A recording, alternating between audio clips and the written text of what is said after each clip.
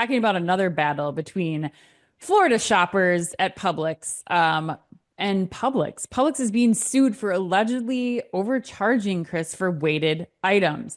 According to Grocery Dive, Publix is facing a class action lawsuit alleging the grocer overcharged consumers for certain on sale foods sold by weight, such as meats, cheeses, and deli items. The grocer's point of sale system allegedly altered the weights of sale items to weigh more than they actually did, according to the complaint filed February 19th in the U.S. District Court for the Southern District of Florida by one of somebody, definitely a grandfather or grandmother of one of the listeners of this podcast.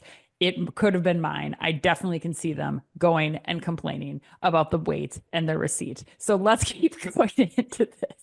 The That's complaint awesome. notes, for example, that the plaintiff purchased 2.83 pounds of pork tenderloins that were $2 off with a sale price of $4.99 per pound. Publix point of sale system showed that the item weighed 3.96 pounds with the $4.99 sale price, resulting in the plaintiff being charged $19.78, a 40% overcharge, or $5.66 more than the advertised price.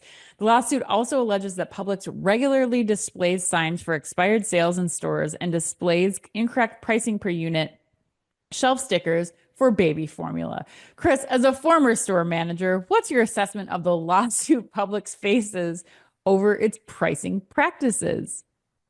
Wow.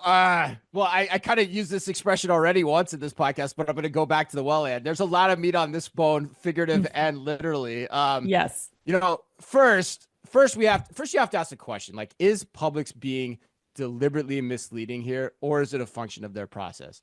Yeah. My hope is that it's definitely the latter, because if it's the former, like, whoa, look out, Ed, we've got a big story here. But I think you have to assume there's a gap in the process. There's some gap in the process of tagging meat and other fresh goods on markdown. My hunch is whoever was tagging it, like, just reprinted the sticker from the previous one he or she tagged and slapped it on this pork tenderloin, this aforementioned pork tenderloin, which is a fun phrase to say.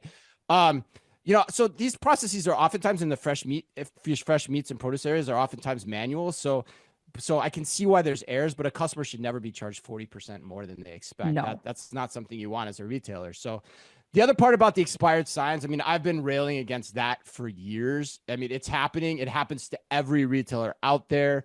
Yeah. We talked about it on our podcast with Revionics to some degree. And it's one of the reasons I like electronic shelf labels, because in theory, they should always update to the most current price. So you never have an old, outdated promo sign on a product that they're not getting credit for at the register. But with that said, electronic shelf labels don't solve the problem that's discussed here with fresh meat.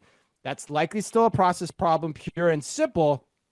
And so, Publix has to dig in and understand where's the gaps and how do you improve it. And there are solutions out there that can help with this. I think it's just figuring out what are the right ones that can help you eliminate these problem areas of the process, that can ensure price transparency for the consumers and for the retailer, and then maybe even free up the process part of what people are having to accomplish in one day, so that these types of things aren't happening.